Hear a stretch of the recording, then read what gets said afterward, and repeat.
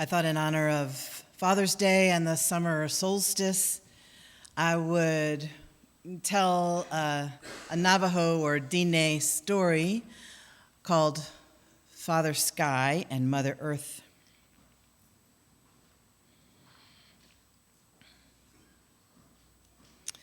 This version is from Diné storyteller Hosky Benali.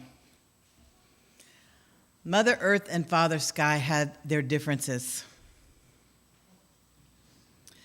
Mother Earth was saying, everything here on the ground and every living thing that walks on the ground belongs to me and are under my control. And Father Sky said, if that's the way it's going to be, then everything from the air on up is under my control. So they had their differences, and they decided they were not going to interact for 4 years. During that time, the air began to change. It got thin. It didn't rain. A lot of creation began to disappear. The vegetation, some of the two-leggeds, four-leggeds, and some of the creepy crawlers, and eventually there were not many left. So they say at the end there were 4 plants and 1 bird. And the plants and the bird went to Mother Earth and said, because of your differences with Father Sky, we are the ones who are suffering. So Mother Earth said, we need to make amends. And we need to bring things back to the way they were and make corrections on our own selfishness. And so they decided that's what they would do. And so they sent the bird up to Father Sky, and he flew way up and kept flying until he disappeared.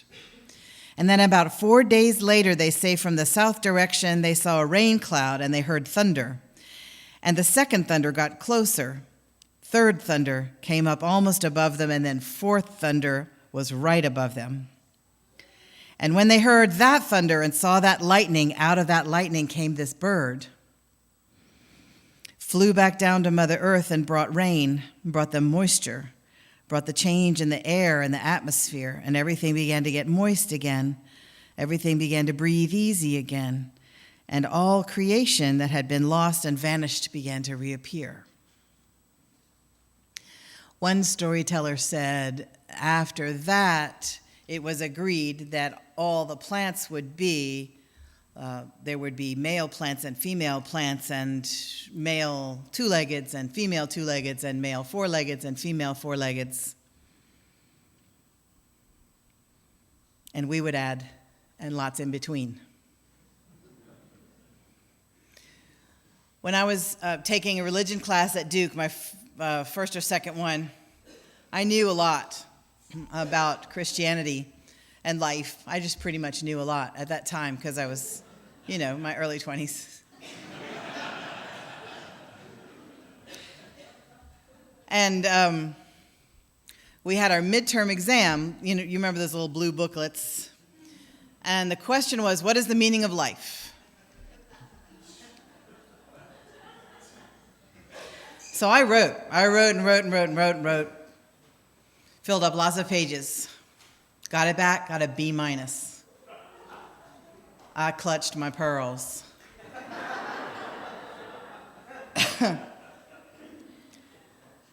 Usually, except in calculus and chemistry, I got all A's.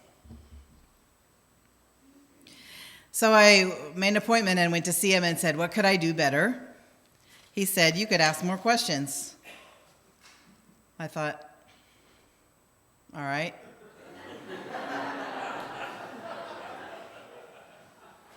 So I asked lots of questions in class, and when it came time for the final exam, the little blue booklet, question, what is the meaning of death?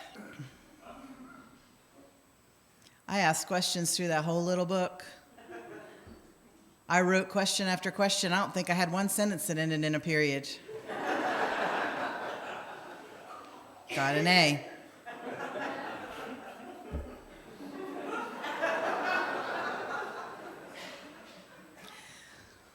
So talking about motherhood and fatherhood and maleness and femaleness, I feel like I'm kind of in the same position there. I used to know a lot.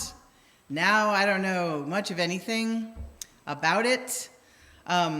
kind of like maleness, yeah, I know it when I see it in a man or a woman. Femaleness, yeah, I know it when I see it. I just don't want to define it,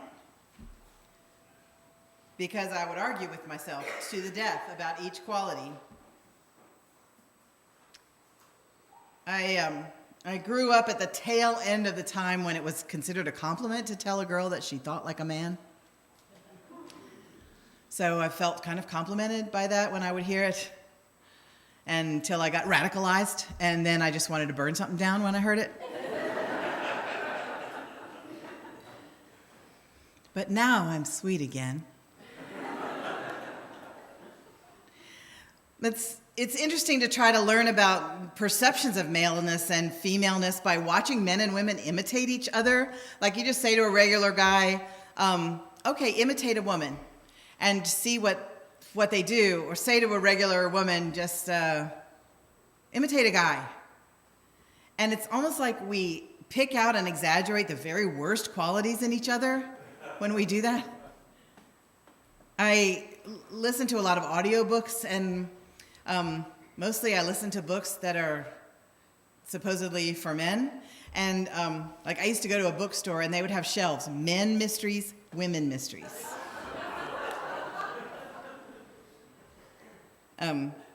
Anyway, so the readers, the actors who read the stories, are almost always male, and when they read female parts, they do this weird kind of breathless. It's breathy and breathless at the same time. Listen, they go like, I don't know what you're doing. I think you're mistaken about that. And I'm thinking, I've never heard a woman talk like that, have you?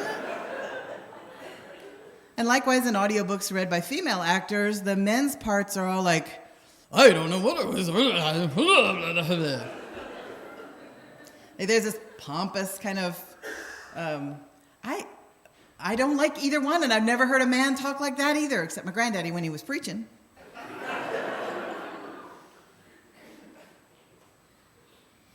So where do we get our ideas about one another? It's pretty patently not from observation of reality. So I'm going to talk to you about reality a little bit here in honor of Father's Day, in honor of solstice, in honor of balance. And I'm going to tell you a bunch of things you already know, but maybe you've forgotten that you know them already. Okay. There's the sex you're assigned at birth. 99 out of 100 babies are born with standard male or female looking bodies. Normally, except in 1 out of 1,000 cases, they have the standard chromosomes XY, XX. In the exceptions, people are born with either both sets of gentles, like we said in our family, both sets of gentles, or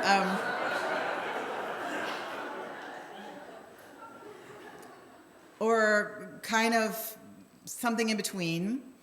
And it has always been the practice up till now, when you have a baby who's born what they call intersex now, for the parents and the doctor to make a choice on behalf of the child as to which sex they will be assigned, and then they do corrective surgery to correct the genitals of the baby.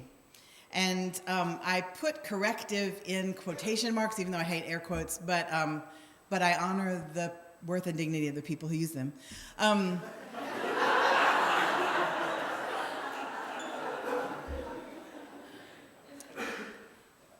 Because some intersex folk are now saying, just leave me the way I am, and I will make any choices that need to be made for my own body and my own life. Thank you very much.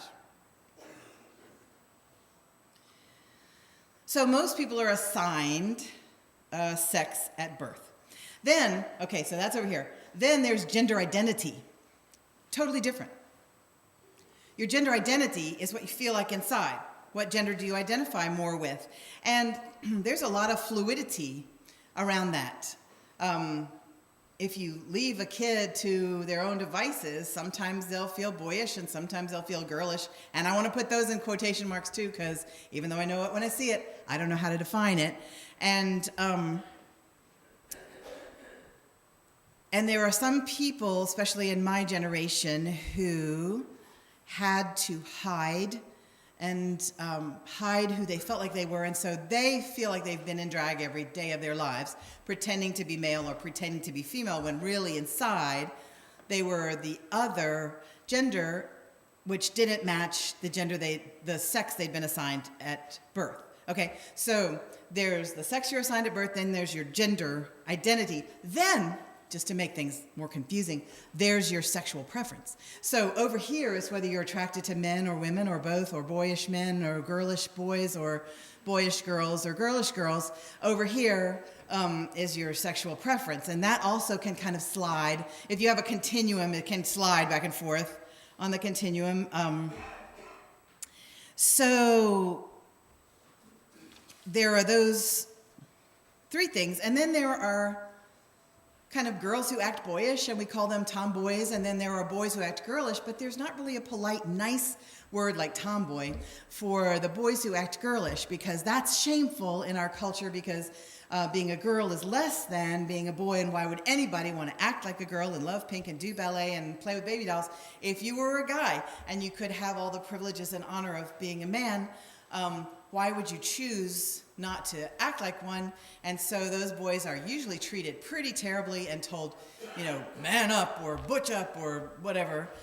Whereas girls who want to act like boys, everybody's kind of like, yeah, who wouldn't want to be a boy? And so there's a lot of understanding. Until puberty, and then you're supposed to sort of turn girly all of a sudden. And if you decide in the middle of your life or whenever to change your gender presentation to the one that feels more authentic to who you are, it doesn't mean you're gay. It just means you're changing your gender presentation, and your sexual preference over here may not change. So if you've been in a body that looks male and that you feel like a woman, then have you always been a lesbian? And as you change your gender presentation to be more female, and you still like girls, are you gay now, or were you gay? What?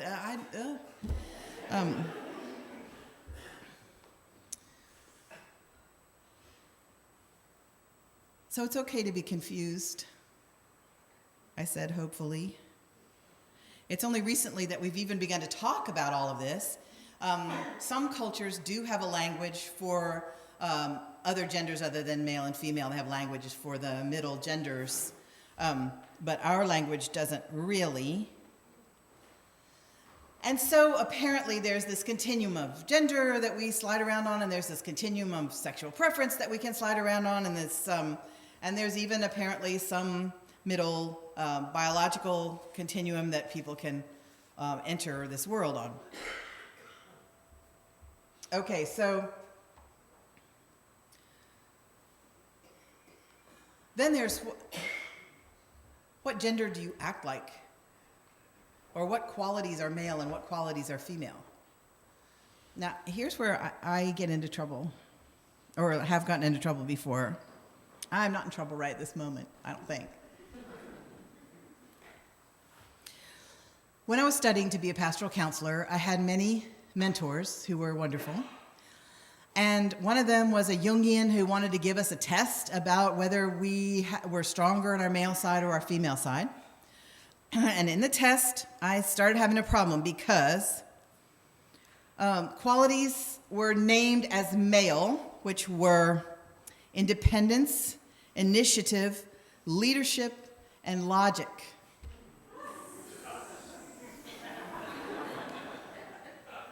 So as we say in the Carolinas, I started to bow up a little bit. The female qualities were receptivity, emotion, being a follower, and being nurturing. And when I argued with the instructor about it, saying, I am a logical woman with leadership qualities and I'm nurturing, thank you very much, does that make me what? I don't like it, that logic is a male quality, it's got nothing to do with being male. He told me and wrote me up as having authority problems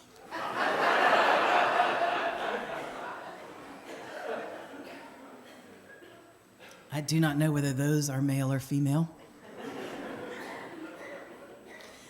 And I'm the mother of 2 wise, funny, and handsome sons who are in their 20s. I resolved as a feminist mom with many of my friends that we were going to raise our children free of gender role stereotyping. And we had fun dressing our babies in all different colors, never blue, never pink, and not telling anybody what gender they were when they leaned over to say, "Oh, is this a beautiful baby or is this a strong, alert baby?"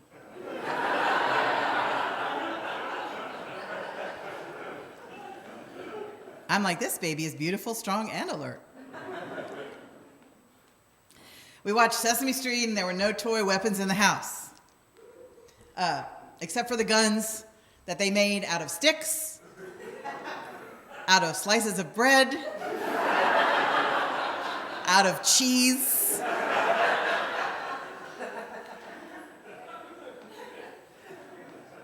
I gave up because I had liked my little 6 shooters when I was a cowgirl as a child. And I liked swords, too, because I enjoyed sword play in all the books that I read as a child. And I enjoyed bows and arrows. And so we had all of those.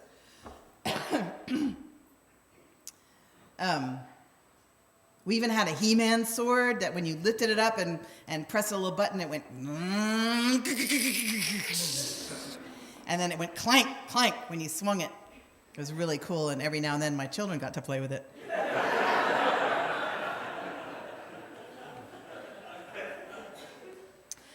And I taught them how to be good conversationalists as well as I could, because I came from a culture where talking was a man thing as well as a woman thing. And so we were at the dinner table, and they would say, "May I be excused?" And I would say, "You may be excused, but you have to ask everybody at the table 2 questions and listen to the answer first." And so they got pretty good at going, "How was your day?" Listening. What were you wearing? What did he say? What did she say? What was your favorite part? And then listening to the answers. And then when they were in college, they called me and said, "Ma, thanks for teaching us how to talk to girls."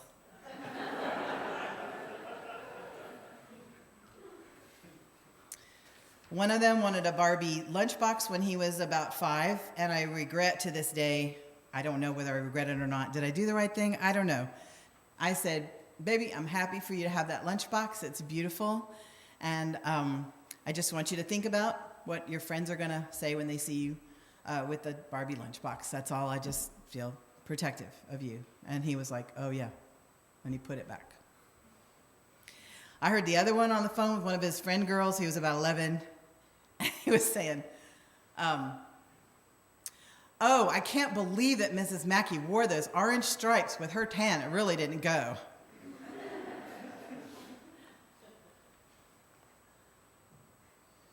Because I was always trying to tell, do I have straight boys? Do I have gay boys? Do I have something in between? I ran up against really random distinctions. Like I would say, "Honey, your Hulk doll is on the floor."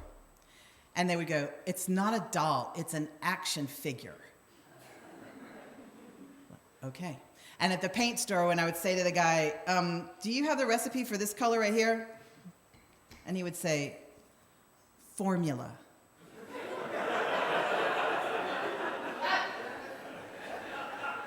There's sand in this candle. Anyway. During one of the movies that we were at, we loved to go to the movies, and I was crying. It was probably late night. It was probably Air Bud or something like that. And I was crying at a sad part, and my son smirked at me. And I said, "Well, don't you think this is sad?" And he said, "Mom, here's what boys do with their feelings. They push them down and push them down and push them down, and then they poop them out."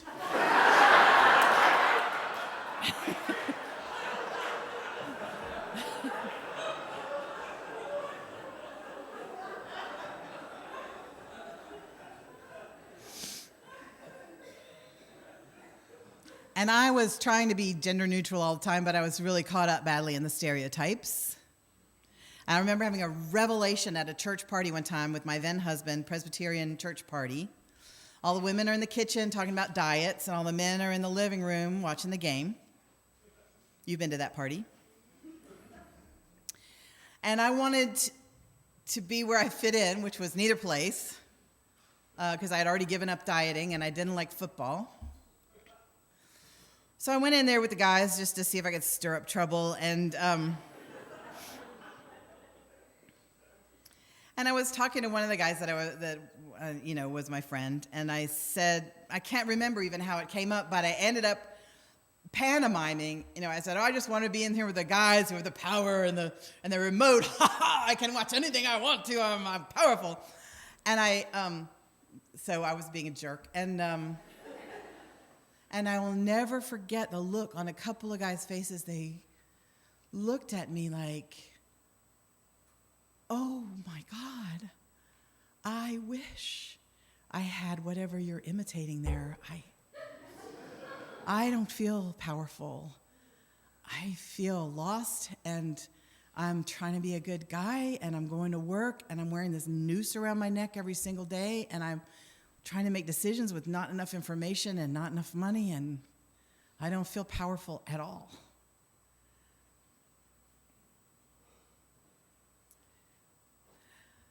My dad was powerful. My family was very patriarchal. And, for example, my grandfather, the minister, they were both ministers, my grandfathers, but the one on my dad's side, he would sit at the table and someone would say, oh, Dr. Barnhouse, you need to sit at the head of the table. And he would say, wherever I sit is the head of the table.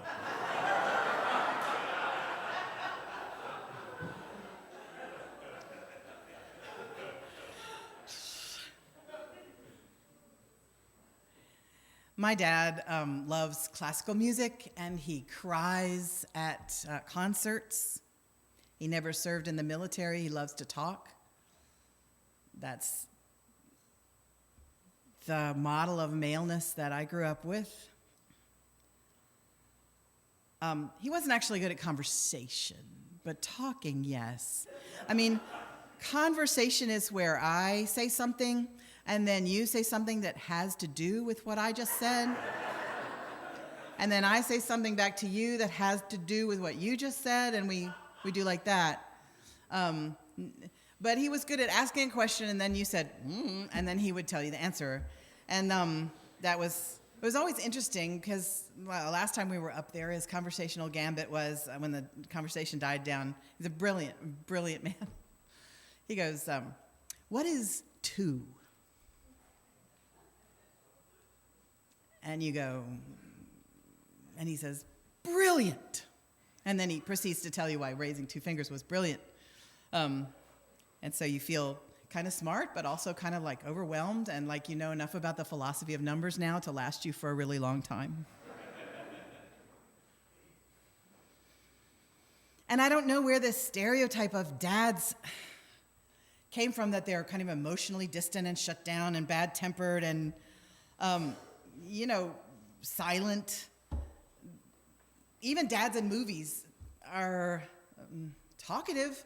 The Jewish dads and the Italian dads and the Greek dads talk. Gestures of arms.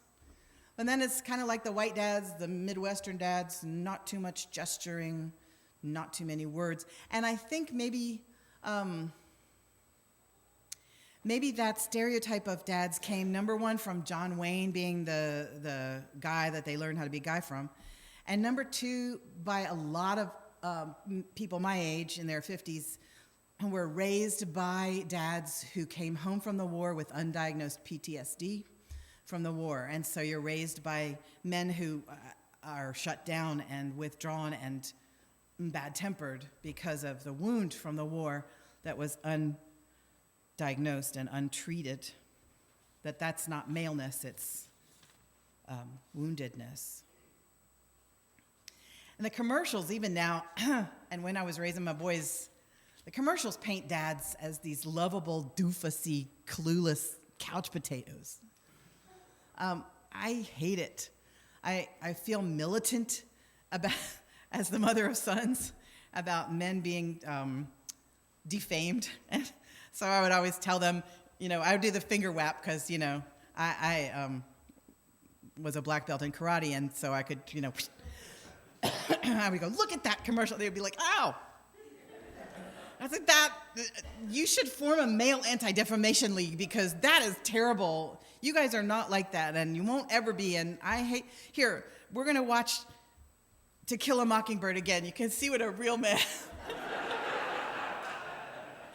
Please be Atticus. Please be Atticus. Bless their hearts. I feel for them now. They say, it's okay, Ma.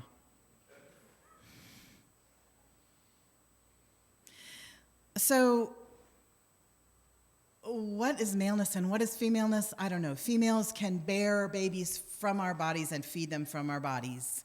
Men have superior size and strength, although there are always exceptions. And so all the qualities, all the, they say women are nurturers and men are protectors. And I say, yeah, that's true. And if you've ever tried to take away a mama bear's cubs from her, you'll see a protector. And you see dads nurturing their babies all the time. I refuse to